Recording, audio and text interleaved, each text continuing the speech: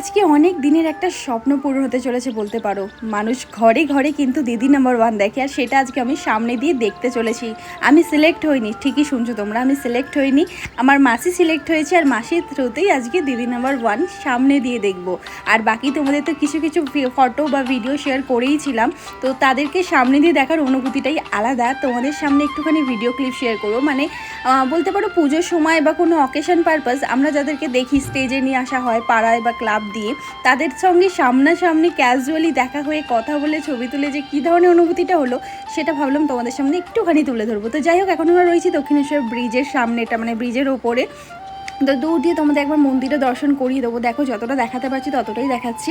আর আজকে আমরা গাড়ি নিয়ে বেরিয়েছি, আর এখানে রয়েছে কিন্তু আজকে আমার বড়মশাই রয়েছে, মা আছে, আমার দুটো ভাই রয়েছে, মানে মাসির ছেলে আর আমার ভাই, আর এখানে আমি ওম, আর যাচ্ছে আমাদের সাথে পাপাইদা। তো যাই হোক, চলো এখন রওনা দেওয়া যাক। আর এখন দেখো আমরা ফাইনালি কিন্তু এসে গেছি ডিআরআর স্টুডিওতে। আমাদের টাইমিং ছিল 2টো, তাই আমরা ঘর থেকে বেরিয়ে পড়েছিলাম দুপুর 12টা নাগাদ। তো যাই হোক, অনেকটা তাড়াতাড়ি চলে গেছিলাম, মানে ওই 1:15 নাগাদ অনেকক্ষণ ওয়েট করতে হয়েছে। আর ভাবতে পারিনি যে দুটো শো দেখতে পাবো, ভেবেছিলাম হয়তো মাসিরটাই দেখতে পাবো, বাট একসাথে দুটো শো দেখেছি আমরা। তো দেখো এখন আমরা এসে গেছি রাজারহাটে ডিআরআর স্টুডিওর সামনে, উপরে লেখা আছে ডিআরআর। তো চলো এখন ভেতরে এন্ট্রি করবো, এখানে গাড়ি পার্কিং করা হবে। আর এখানেই কিন্তু দুপুরে খাওয়া দাওয়ার ব্যবস্থাও ছিল, রাত্রেও ছিল, বাট আমরা রাত্রে অত ওয়েট করি না, আমরা বাড়ি চলে গেছি, কারণ রাত্রে যদি খাওয়া দাওয়ার অপেক্ষা করতাম রাত বেজে যেত 12টা। তো আমরা চলে গেছিলাম, মাসিরা ছিল, যা যা গিফট ছিল সব নিয়ে ওদের বাড়ি ফিরতে ফিরতে অনেকটাই রাত হয়ে গেছিলো। তো এখন আমরা চলে এসেছি দেখো এখানে।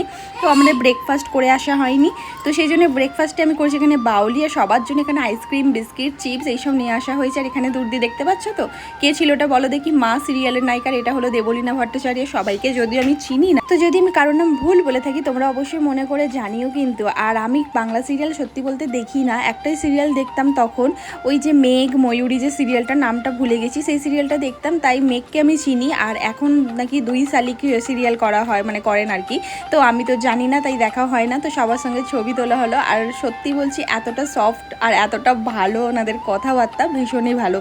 সবার সঙ্গে হেসে খেলে সুন্দর করে ছবি তুললো, তারপর কথা বললো, থ্যাংক ইউ বললাম আমরা, ওনারাও থ্যাংক ইউ বললো। তারপর এখানে আমরা খাওয়া দাওয়া করতে বসে পড়েছি। দেখো এখানে ছিল ডিমের তরকারি, আলু পটলের তরকারি, ডাল ভাত, খাওয়া দাওয়া কমপ্লিট। আর এবার কিন্তু 5টা দিয়ে আমাদের খেলা স্টার্ট হবে। আর বড়মশাইয়ের হলো আইপিএল, আর আইপিএল ছেলে উনি দিদি নাম্বার ওয়ান এখানে আমার সঙ্গে দেখতে বসবে না। তো যাই হোক, ওর ফটোটা দেওয়াই বেকার হয়েছিল, তো উনি তো বাড়ি চলে গেছিলেন। আমরা এখন যাচ্ছি দিদি নাম্বার ওয়ান শোতে। তবুও বর্মা সেখানে ঢুকেছিল, বাট এখানে ফোন অ্যালাউ ছিল না, ফোন ব্যাগ সব জমা নিয়ে নেওয়া হয়েছিল। তো ফার্স্টে যতক্ষণ না মানে প্রডিউসার বা ডিরেক্টর কেউ আসছে ততক্ষণ আমাদের হাতে ফোন ছিল। তো এইটুখানি ক্লিপ আমি আগে নিয়ে নিয়েছিলাম, সেই জন্য তোমাদের দেখাতে পাচ্ছি। দেখো দিদি নাম্বার ওয়ানের স্টেজটা একদম সামনে দিয়ে দেখার অনুভূতিটা বিশ্বাস করো আলাদাই লেভেলের। তো যাই হোক, এখন কিন্তু সব শো মানে মোটামুটি শেষ হয়ে গেছে। দেখো দিদি চলে যাচ্ছে, দূর দিয়ে তোমাদের দেখাচ্ছি। আর বড়মশাই তো চলে গেছিলো বিকেলবেলাতে, এখন আমরাও চলে যাবো। তো আজকে দিদি নাম্বার ওয়ান হয়েছে এই যে ইনি, তাই ভাবলাম চলো তোমাদের একবার দেখাই। আর এই শোটা কবে টেলিকাস্ট হবে তোমরা কিন্তু তোমাদের আমি জানিয়ে দেবো, ঠিক আছে, ফেসবুকে। আর এখন আমরা বাড়ি যাচ্ছি, ওম একদমই ঘুমিয়ে কাদা। আর তো কি বলবো, রাত্রির যেই 10টা বেজেছে অঝোরে বৃষ্টিপাত। তো এইভাবে যে দিনটা ভীষণ সুন্দর কাটলো। ভালো লাগলে লাইক করে দিও, টাটা।